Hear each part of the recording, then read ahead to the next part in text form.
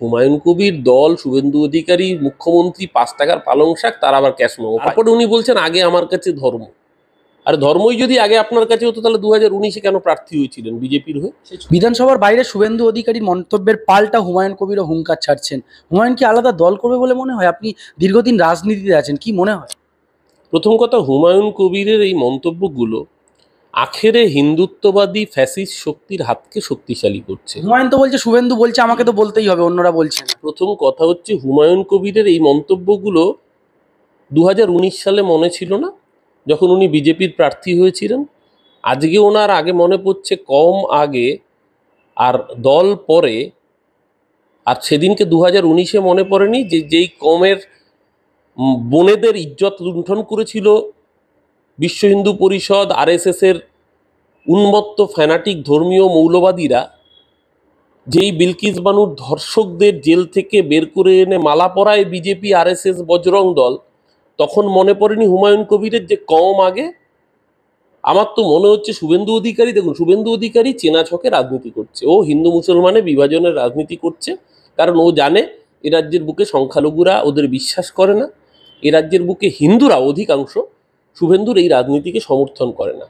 কিন্তু একটা সংখ্যক মানুষকে যদি ক্রমাগত ধর্মীয় উস্কানি দেওয়া যায়, তাহলে যে ৬%-এর টার্গেট করে শুভেন্দু অধিকারী এগোনোর চেষ্টা করছে, সেটাই ওর কিছুটা পলিটিক্যাল লাভ হতে পারে। তো শুভেন্দু এই ধরনের রাজনৈতিক ময়দানে ধর্মীয় উস্কানি দেবে, এটাই খুব স্বাভাবিক, শুভেন্দুর রাজনীতিতে এটাই। কিন্তু হুমায়ুন কবির যেটা করছেন, মমতা ব্যানার্জি সবসময় বলেন ধর্ম যার যার, উৎসব সবার। এই যে ধরুন আজকে এখন রমজান মাস চলছে, রোজা চলছে, আজকে ঈদের দিন আমি আপনার বাড়িতে যেতেই পারি, আমি আমার মহানাগরিক ফিরাদ হাকিম, আমি তার বাড়িতে ঈদের দিন যাই। আবার চেতলা অগ্রণীর দুর্গাপুজো, কলকাতার অন্যতম শ্রেষ্ঠ দুর্গাপুজো, যেই পুজোর অন্যতম উদ্যোক্তার নাম ফিরাদ হাকিম। আবার সোনারপুরের বুকেই গড়িয়া নবদুর্গার পুজো, সেই পুজোর প্রধান পৃষ্ঠপোষকের নাম ফিরদৌসী বেগম, নজরুল আলী মণ্ডল।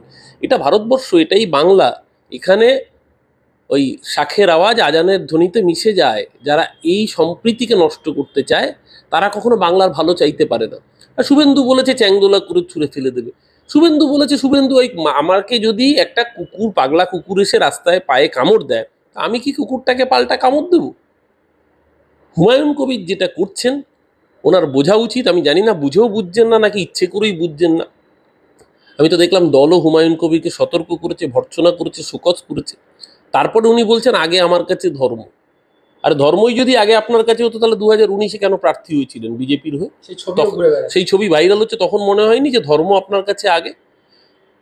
এটা বললে বরঞ্চ মানুষ বলবে আপনি ধর্ম নিয়ে, বিজেপি যে সুবিধাবাদী ধান্দাবাজি রাজনীতি করে, আপনিও সেই একই কাজ করছেন। আসলে শুভেন্দু যেরকম হিন্দুদেরকে বিপথে চালিত করে ভোটের ডিভিডেন্ড কুড়োতে চায়, আপনি মুসলমানদের বিপথে চালিত করে ভোটের ডিভিডেন্ড কুড়োতে চাইছেন। কিন্তু এটা বাংলার মাটি, এই বাংলার মাটি লালন ফকিরের মাটি।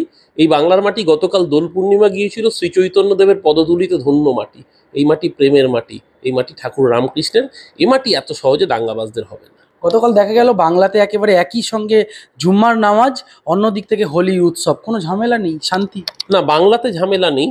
এর জন্য থ্যাঙ্কস টু পশ্চিমবঙ্গ সরকার, পশ্চিমবঙ্গ প্রশাসন, মুখ্যমন্ত্রী মমতা বন্দ্যোপাধ্যায়কে সতর্ক থাকা ছিল। সতর্ক থেকে বার্তা পরিষ্কার ছিল, এখানে ধর্ম নিয়ে গুন্ডামি করতে গেলে পুলিশ তাকে যথোপযুক্ত ব্যবস্থা গ্রহণ করবে। কিন্তু আমরা দেখলাম উত্তরপ্রদেশের সম্ভালে, আমি নিজে পোস্টও করেছি, এটা কি অসভ্যতম হচ্ছে বলুন তো। উত্তরপ্রদেশের সম্ভালে মসজিদের সামনে গিয়ে দোলের রং ছুঁড়ে মারা হচ্ছে। আরে ভাই, ধর্ম, প্রত্যেকের ধর্ম পালন করো না।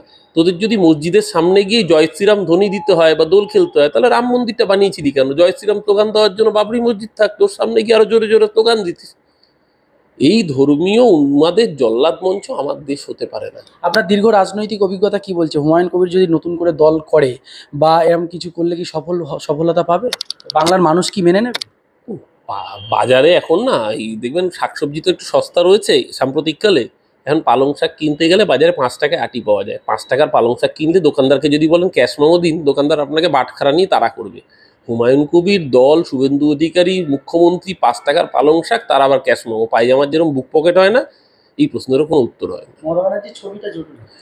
মমতাদির ছবি না থাকলে, অভিষেকের সাংগঠনিক দক্ষতা না থাকলে, এই বাংলার বুকে যত নেতা বা যারাই রয়েছেন না কেন, যাদের আগে পিছে 5টা গাড়ি, 7টা শান্তি, 10টা বরকন্দাজ থাকে, মমতাদির ছবি, সিম্বল আর অভিষেকের সাংগঠনিক দক্ষতা সরে গেলে শুধু সে নিজে পড়ে থাকবে, সামনে কথা শোনার মতো 10টা লোকও থাকবে না।